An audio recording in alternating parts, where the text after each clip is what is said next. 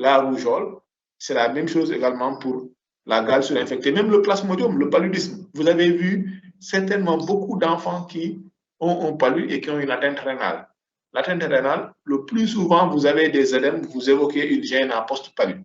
Quelle est la particularité de la GNA post-palud? Nous, on a fait un travail sur ça, des atteintes rénales contemporaines au paludisme. On a publié sur ça. Si vous allez dans Google Scholar, vous tapez paludisme, néphropathie et paludisme, en tout cas, vous risquez de tomber, vous avez la chance de tomber sur ce travail-là qui vous liste un peu quelles sont les différentes atteintes qu'on a trouvées, les GNA, et on a un peu essayé de discuter la particularité de la GNA au cours du Plasmodium falciparum. Donc, voilà quelques remarques sur la manière de discuter les glomérulonéphrite post-infectieuse chez l'enfant. Il faut donner aux infections, même la glomérulonéphrite au cours de l'infection à VIH, il faut quand même essayer d'aller faire une petite documentation. Mais je vois que vous faites des PowerPoint, c'est plus des cours théoriques, mais pas des cours de partage d'expérience. Or, au niveau DS, DS3, c'est le partage d'expérience. C'est ça qui va nous enrichir, la particularité, l'expérience que chacun a pu vivre dans son service. Si vous partagez, c'est ça qui est beaucoup plus important. Pour le traitement, l'aldactone, ici vraiment, l'aldactone ne doit pas être, je ne sais pas si vous en avez parlé, hein, mais voilà, le spironolactone, il faut l'enlever dans le traitement, parce que l'aldactone ne répond pas ici vraiment à la physiopathologie. L'aldactone ne répond pas à la physiopathologie, sauf particularité. Hein. Les IEC également, au cours de la GNA, ce n'est pas la peine d'insister, vous pouvez même ne pas en parler. IEC et aldactone au cours de la GNA. Maintenant, dans les GNA inhabituels, les GNA qui vont avoir une protéinurie importante, pouvant être responsable d'une hypoalbuminémie sévère avec possibilité d'œdème par infiltration des secteurs interstitiels, en ce moment, vous pouvez parler de l'aldactone. Mais le tableau ici, c'est furosémide inhibiteur calcique. Et la restriction hydrosodée pour le traitement symptomatique. Et puis après, le reste sera le traitement étiologique. Et la dose de furosémide ici, elle est faible. 1 à 2 mg au cours d'une glomérulonéphrite aiguë, c'est une dose faible. Puisque au cours de la glomérulonéphrite aiguë, le primo movens des lésions, c'est l'arrêt de la filtration glomérulaire avec la rétention hydrosodée et une HTA volodépendante. Et donc, là, les diurétiques ont un rôle important à jouer, un rôle très important à jouer.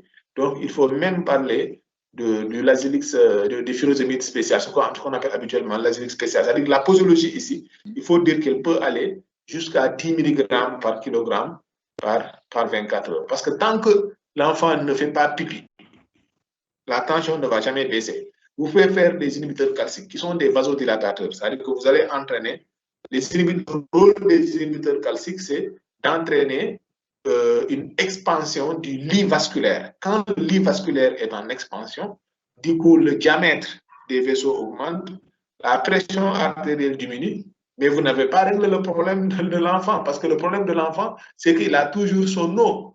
Quand la dose des inhibiteurs calciques va finir, il va y avoir l'effet flush. Je ne sais pas si vous connaissez l'effet flush des inhibiteurs calciques. Au bout de 30 minutes à 1 heure, la vasoconstruction va se reconstituer et la pression va refaire un rebond. Alors que quand vous forcez avec les diurétiques, vous avez la chance de diminuer la volémie et du coup de baisser en même temps la fréquence cardiaque. Attention aux effets toxiques du Lazilix. Le Lazilix peut entraîner une surdité. C'est pourquoi quand vous devez faire des doses importantes, il faut les fractionner et ne pas les donner, ou parfois passer parfois oral, et ne pas les donner en IV de façon trop forcée. Ce que nous faisons au service, c'est on donne 2 mg par kilo par dose. Hein, dès que l'enfant arrive, supposons qu'un enfant est arrivé à 8 heures, on lui donne 2 mg par kilogramme en charge et on surveille la diurèse dans les 6 heures à venir. Si au bout de 6 heures, on est satisfait, c'est tant mieux. Si on n'est pas satisfait, on reprend la même dose. On reprend la même dose, donc, et on attend encore 6 heures. Ce qui veut dire qu'au bout de 12 heures de temps, l'enfant peut recevoir jusqu'à 4 mg par kilogramme par jour. Et si ça ne marche pas, on peut continuer le même protocole. En 24 heures, on aura atteint entre 8 et 10 mg par kilogramme par 24 heures pour en tout cas, forcer le rein à uriner. Donc ça, c'est un protocole qu'on utilise qui peut marcher.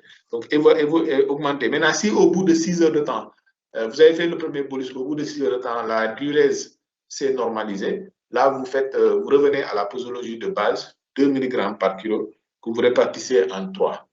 Maintenant, ou bien vous pouvez faire 2-3 bolus et après, quand ça marche au bout du deuxième, vous revenez à la posologie de base.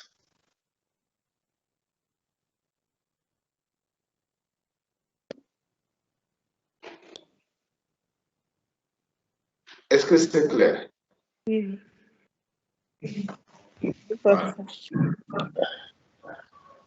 N'oubliez pas la dialyse. Bon, ici, on ne va pas parler trop de la dialyse. Pour l'instant, on en parlera. Mais la dialyse aussi peut être un moyen thérapeutique extrêmement important. Parce que si l'enfant est en surcharge hydrosodée, par exemple, si la filtration glomérulaire s'arrête net, qu'est-ce qui va se passer? C'est que l'eau endogène de l'enfant n'est pas éliminée.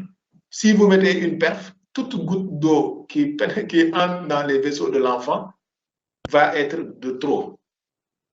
Et les médicaments, la perfusion, l'eau endogène, l'eau que l'enfant voit, bienvenue l'OAP. Bienvenue l'OAP. Et ici, on peut faire recours très rapidement à l'épuration rénale comparé au syndrome néphrotique. Au syndrome néphrotique, vous avez souvent un enfant, même s'il boit de l'eau, même si vous mettez la perfusion, c'est plus les œdèmes qui augmentent. C'est-à-dire c'est le troisième secteur qui augmente